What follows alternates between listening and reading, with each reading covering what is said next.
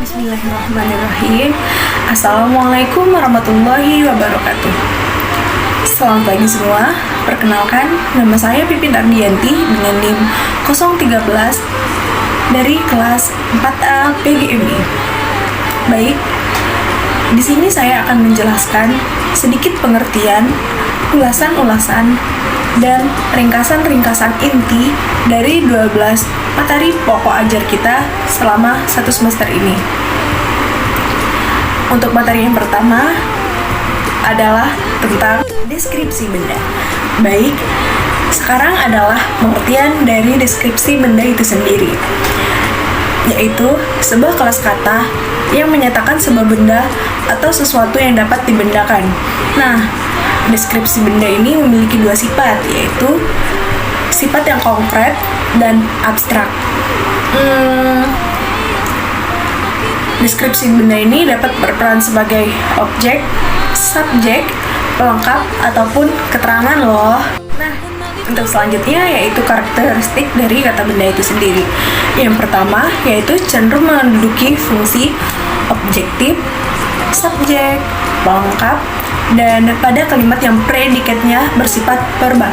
Yang kedua yaitu tidak dapat digolongkan dengan kata tidak, dan yang terakhir yaitu dapat diikuti sifat dengan menggunakan kata yang. Adapun perbedaan dari kata benda konkret dan kata benda abstrak, yaitu kata benda konkret itu adalah kata benda yang dapat dirasakan oleh panca indera dan berwujud nyata. Sedangkan konkret yaitu kata benda yang tidak dapat dijelaskan melalui panca indera, yang tidak berwujud tapi bisa dirasakan. Contoh dari kata benda konkret yaitu nama diri, nama jenis, nama zat, dan nama kumpulan. Contohnya yaitu ayah membelikan Udin sebuah mainan. Yang kedua yaitu paman tengah memperbaiki mobilnya yang sedang rusak. Contoh dari kata benda abstrak yaitu kata benda yang tidak dapat dipegang oleh panca indera atau tidak berwujud nyata tapi dapat dirasakan. Nah, contohnya apa aja sih? Yang pertama adalah contohnya suara, jiwa, dan karisma. Hai, bertemu lagi kita di materi ajar kedua, yaitu tentang identifikasi diri. Nah, pengertian dari identifikasi diri yaitu mengenal dan menghayati dirinya sendiri sebagai pribadi sendiri, serta tidak tenggelam dengan peran yang dimainkannya. Adapun cara menulis identifikasi diri yaitu yang pertama menggunakan huruf kapital, yang kedua yaitu jika nama tersebut tidak berasal dari negara asal, yaitu kita menggunakan dengan huruf kecil, tidak dengan huruf kapital. Yang ketiga yaitu huruf pertama bin atau binti tidak menggunakan huruf besar atau kapital. Dan yang keempat yaitu singkatan nama orang diikuti dengan tanda titik di belakang. Selanjutnya yaitu ada pengertian gelar kekerabatan. Gelar kekerabatan itu apa sih?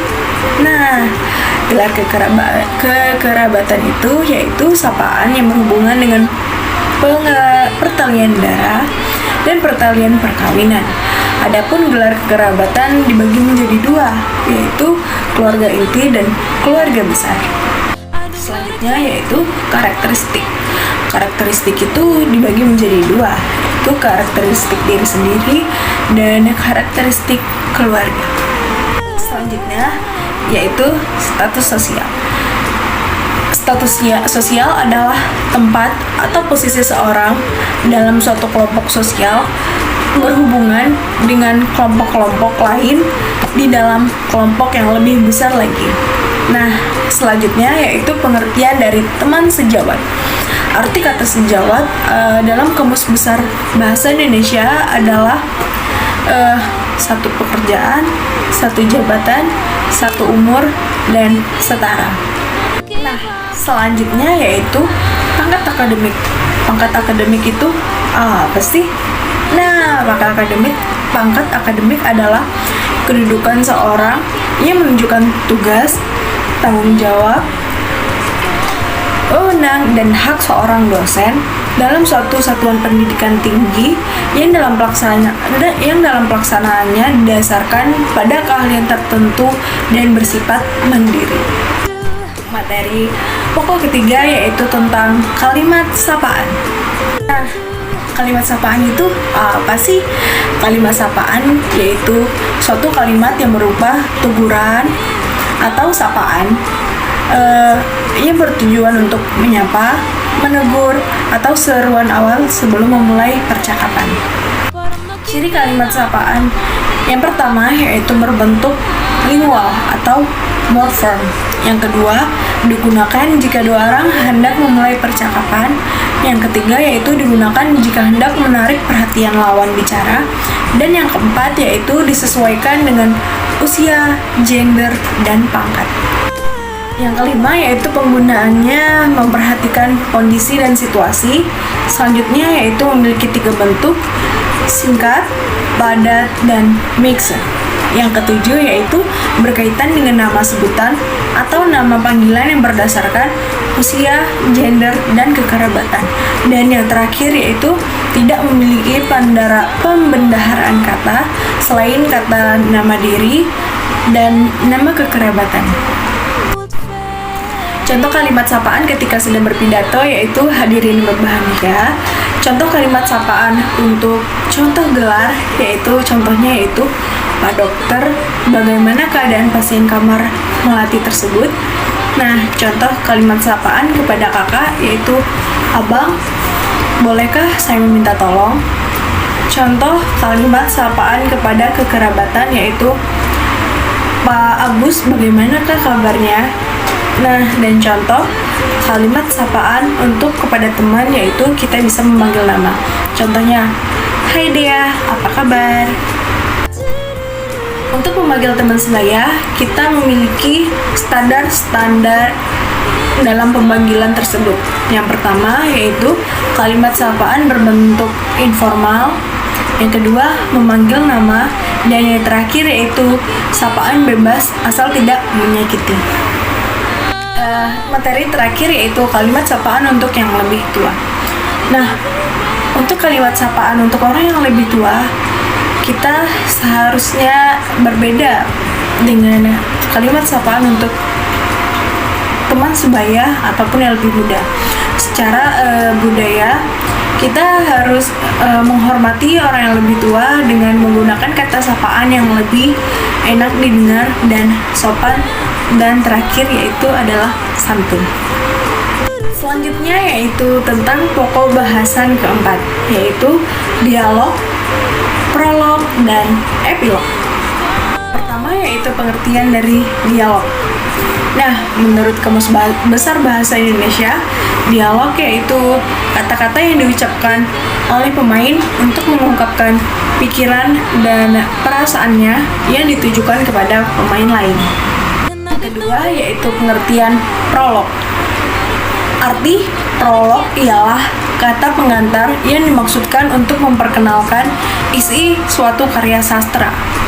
Menurut KBBI, prolog diartikan sebagai pembuka dari sandiwara, musik, pidato, dan sebagainya.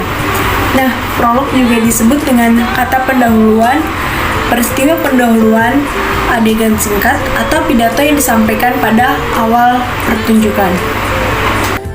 Dan yang ketiga yaitu pengertian dari epilog. Epilog disebut juga sebagai outro yang merupakan salah satu elemen penting dalam suatu karya sastra dengan menampilkan kejutan di akhir cerita. Nah, materi pokok ajar kelima yaitu jenis-jenis membaca dan membaca petunjuk. Oke, pengertian pertama yaitu pengertian membaca itu sendiri. Membaca itu apa sih? Nah, menurut Zapandi menyebutkan membaca adalah salah satu elemen penting yang berkaitan erat dengan keterampilan dasar terpenting manusia, yaitu berbahasa. Kemudian, Hodgson mengemukakan bahwa membaca adalah suatu proses yang dilakukan serta digunakan oleh pembaca untuk mendapatkan sebuah informasi atau data tertentu. Nah, adik-adik, Perlu kita ketahui syarat-syarat untuk menjadi pembaca yang baik, yaitu yang pertama, pembaca yang baik tahu mengapa dia harus membaca. Yang kedua yaitu pembaca yang baik memahami apa yang dia baca. Yang ketiga yaitu pembaca yang baik harus menguasai keterampilan membaca. Dan yang terakhir yaitu pembaca yang baik harus mengenal media cetak dari tulisan yang dibacanya. Menurut Targan, ditinjau dari segi aspek terdengar atau tidaknya suara pembaca. Yang pertama yaitu membaca nyaring atau bersuara, dan yang kedua yaitu membaca senyap atau membaca di dalam hati. Nah, menurut Targan dan Hara ditunjukkan dari cakupan bahan bacaan yang dibaca. Yang pertama yaitu membaca ekstensif, dan yang kedua yaitu membaca dengan invasif. Ditinjau berdasarkan kecepatannya, membaca dibagi menjadi 3. Yang pertama yaitu membaca memidai, yang kedua yaitu membaca scanning, dan yang keempat yaitu membaca scanning. Nah, materi selanjutnya yaitu definisi membaca petunjuk. Membaca petunjuk itu apa sih? Membaca petunjuk adalah tulisan yang memberikan arahan atau bimbingan mengenai cara untuk melakukan suatu hal. Petunjuk itu dibagi menjadi 3 loh adik-adik. Yang pertama yaitu petunjuk melakukan sesuatu, yang kedua petunjuk menggunakan sesuatu, dan yang ketiga yaitu petunjuk membuat sesuatu. Nah, terdapat beberapa syarat dalam menggunakan kata atau penulisan kata tunjuk. Yang pertama yaitu menggunakan bahasa perintah yang sopan dan halus. Yang kedua yaitu menggunakan kalimat yang mudah dipahami, dan yang ketiga yaitu menggunakan kalimat yang singkat, padat, dan jelas. Nah, yang terakhir yaitu tata cara untuk membaca yang baik dan benar. Yang pertama yaitu pilihlah waktu yang tepat. Yang kedua yaitu berdoa. Yang ketiga yaitu pilihlah tempat dan suasana yang sangat cocok dengan kepribadian kita. Yang keempat yaitu tingkatkan motivasi. Yang kelima yaitu pastikan posisi tubuh membaca dengan benar. Yang keenam yaitu konsentrasi. Yang ketujuh yaitu siapkan hal-hal yang perlu dipersiapkan. Yang ke-8 yaitu berikan tanda atau garis-garis untuk menandai sebuah inti dari bacaan yang kita baca. Dan yang terakhir yaitu mengulang terus materi yang kita baca hingga kita paham. Nah, bertemu lagi kita di materi pokok ajar ke-6 adik-adik, yaitu tata cara membaca puisi dan membaca teks. Yang pertama yaitu pengertian puisi itu sendiri. Nah, menurut KBBI, puisi yaitu ragam sastra yang bahasanya terikat oleh irama, matra, rima, serta penyusunan lirik dan bait. Karakteristik puisi. Nah, di dalam puisi terdapat pembendaharaan kata penyair yang sangat penting untuk kekuatan ekspresi dan juga menunjukkan ciri khas dari penyair tersebut. Dan yang kedua yaitu kata dalam puisi bersifat beku. Artinya, urutan itu tidak dapat dipindah-pindahkan tempatnya meskipun maknanya tidak berubah oleh perpindahan tempat itu. Yang ketiga yaitu dalam memilih kata-kata. Penyair mempertimbangkan daya sugesti kata-kata. Yang keempat yaitu terdapat gaya bahasa yang membuat bahasa puisi itu menjadi lebih puitis. Dan yang terakhir yaitu terdapat tema puisi yang mengacu pada penyairnya dengan konsep-konsep yang terimajinasikan. Selanjutnya yaitu pengertian prosa. Pengertian prosa dalam bahasa Inggris, kata prosa diambil dari kata prose. Nah, sedangkan menurut Kosasih, prosa adalah karya sastra yang disusun dalam bentuk cerita atau narasi dianggap lebih relevan. Karakteristik prosa. Prosa itu dibagi menjadi 2 loh adik-adik. Yang pertama, prosa lama. Karakteristik prosa lama yaitu statis, istana sentris, pembaca dibawa ke alam khayal atau fantasi, dipengaruhi oleh Hindu dan Arab, dan caring bersifat anonim. Nah, sedangkan karakteristik prosa baru yang pertama yaitu dinamis, yang kedua masyarakat sentris, yang ketiga cerita bersifat kenyataan dan fakta, dipengaruhi oleh barat, dan cerita diketahui oleh pengarangnya. Nah, tata cara membaca teks yang pertama yaitu menyoroti ide-ide baru dengan mempergunakan penekanan yang jelas. Yang kedua yaitu menghubungkan ide-ide bertautan dengan menjaga suara agar tinggi sampai akhir dan tujuan tercapai. Yang ketiga yaitu menjelaskan perubahan dari suatu ide ke ide lainnya. Yang keempat yaitu menerangkan kesatuan-kesatuan kata yang tepat dan baik. Dan yang terakhir yaitu menjelaskan klimaks-klimaks dengan gaya dan daya ekspresi yang baik dan tepat. Nah, terakhir yaitu tata cara membaca puisi. Yang pertama yaitu mengatur pernapasan, yang kedua yaitu penampilan, gerak, vokal, diksi, tempo, dinamika, modulasi, intonasi, jeda, komunikasi, ekspresi, dan interpretasi. Bertemu lagi dengan kita di materi pokok ajar ke-7, yaitu tentang menulis tegak bersambung. Materi yang pertama yaitu pengenalan buku garis tiga atau tipis tebal. Nah, menurut Ma Suma, buku tulis halus atau garis tiga adalah buku yang digunakan sebagai perantara yang memiliki garis-garis halus terdiri dari 3 garis yang berfungsi untuk menulis permulaan tegak bersambung agar memiliki besar huruf yang sama. Perbandingan huruf besar dengan huruf kecil menjadi benar sehingga terlihat rapi, indah, dan jelas. Selanjutnya yaitu pengertian menulis tegak bersambung. Nah, menulis tegak bersambung itu apa sih, Kak?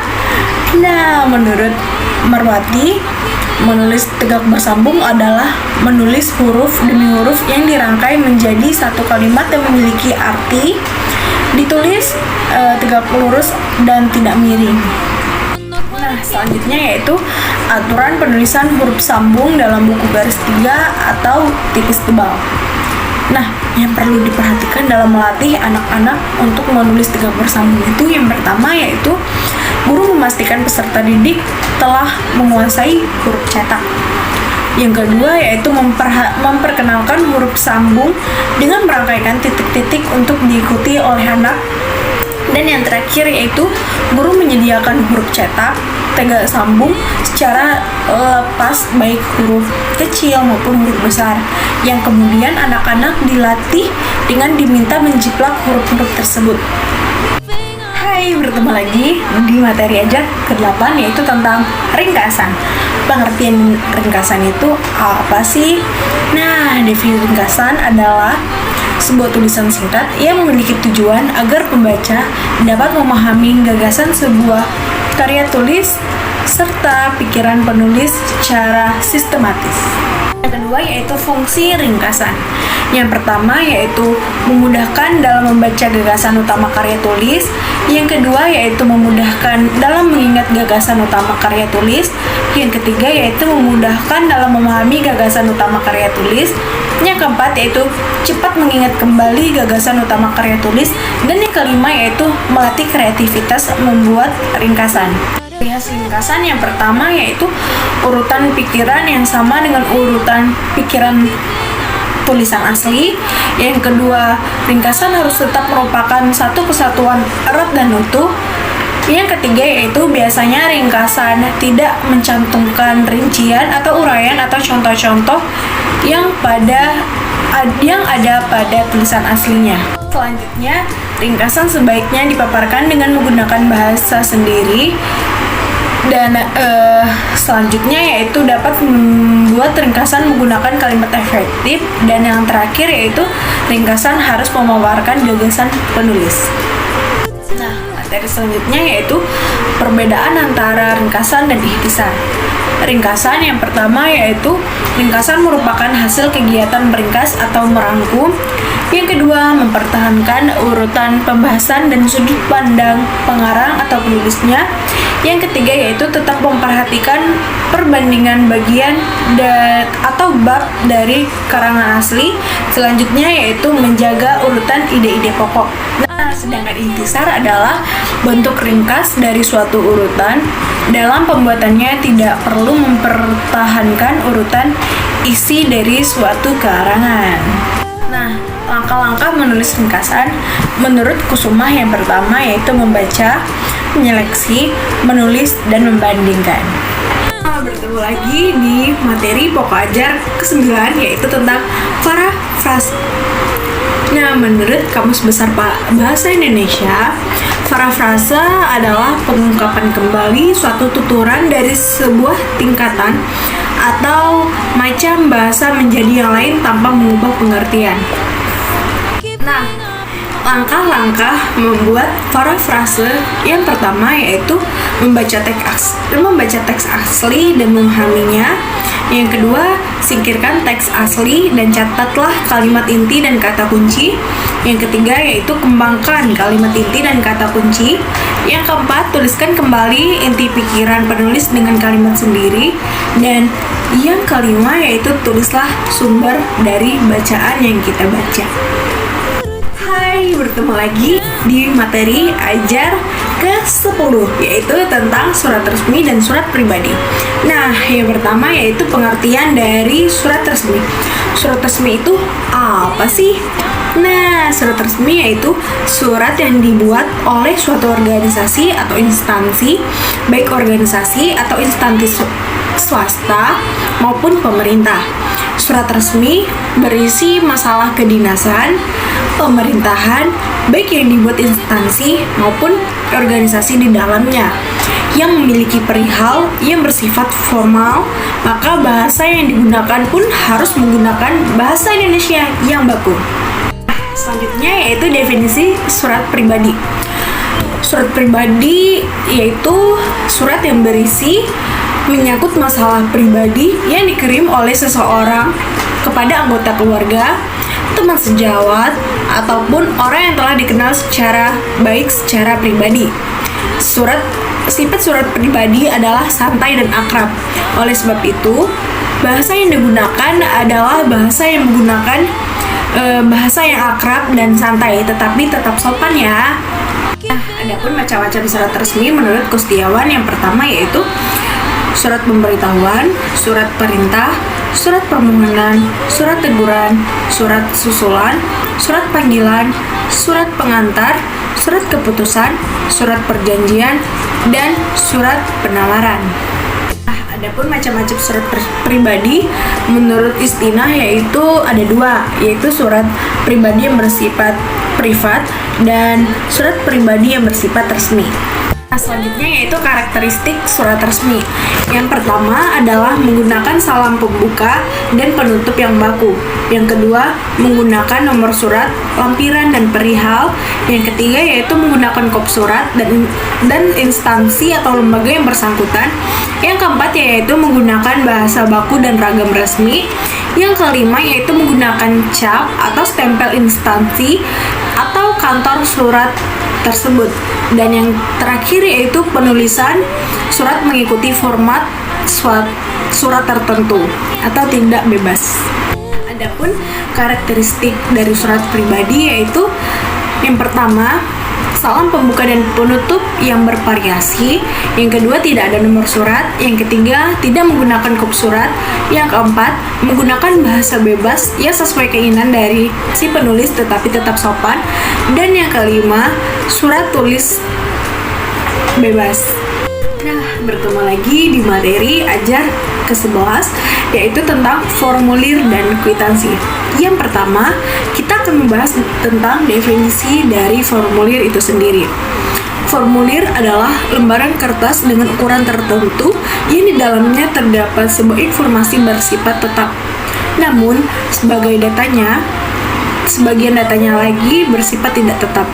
Biasanya digunakan untuk mengumpulkan atau menciptakan dokumen agar bisa disimpan dan dipergunakan dengan sebaiknya. Sedangkan definisi kwitansi adalah alat bukti penerima sejumlah uang dalam bertransaksi. sebagai bukti penyerahan sejumlah uang.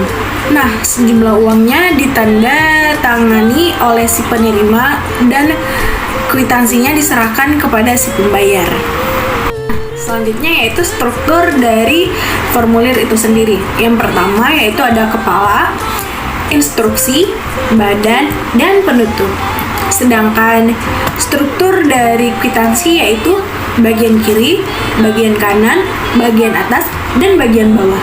Jenis-jenis formulir yaitu sebagai alat, sebagai pembukuan kerja, dan sebagai pemberkasan.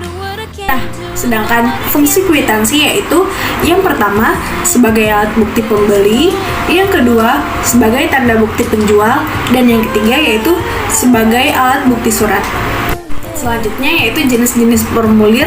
Yang pertama yaitu ada formulir tunggal, yang kedua formulir stub type, yang ketiga formulir continuous stub type, yang keempat yaitu formulir kipas, dan yang kelima yaitu formulir continuous semi-strip. Selanjutnya yaitu jenis-jenis kwitansi. Yang pertama, kwitansi transaksi produk, yang kedua, kwitansi bukti pembayaran, yang ketiga, kwitansi transfer uang, yang keempat, kwitansi cash receipt, yang kelima yaitu kwitansi serah terima uang. Selanjutnya yaitu cara mengisi formulir. Yang pertama, menulis data dengan benar dan sesuai fakta. Yang kedua, menulis dengan tulisan yang jelas. Dan yang ketiga yaitu hindari coret-coretan. Selanjutnya yaitu cara pengisian kwitansi. Yang pertama, siapkan belangko kwitansi. Yang kedua, gunakan ballpoint hitam. Yang ketiga, gunakan belangko yang sudah ada cetakan perusahaan.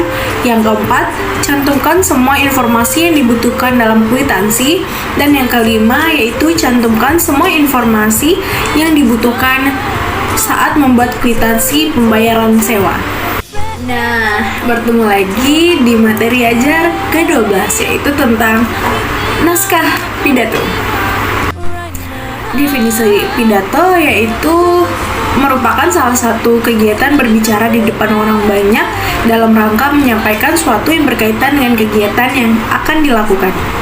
Tujuan berpidato itu sendiri yang pertama yaitu bersifat informatif, persuasif, dan rekreatif. Nah, yang selanjutnya yaitu langkah-langkah menulis pidato. Yang pertama, menentukan tema pidato. Yang kedua, mengumpulkan bahan-bahan pidato. Yang ketiga, membuat kerangka pidato. Dan yang keempat, dikembangkan atau mengembangkan kerangka pidato tersebut. Selanjutnya yaitu struktur penulisan pidato. Yang pertama yaitu judul, salam pembuka, pendahuluan, isi pidato, penutup, dan salam penutup. Baik, mungkin cukup sekian dari ke-12 ringkasan dari materi ajar kita pada semester ini. Kurang dan lebihnya saya mohon maaf. Saya akhiri dengan Assalamualaikum warahmatullahi wabarakatuh.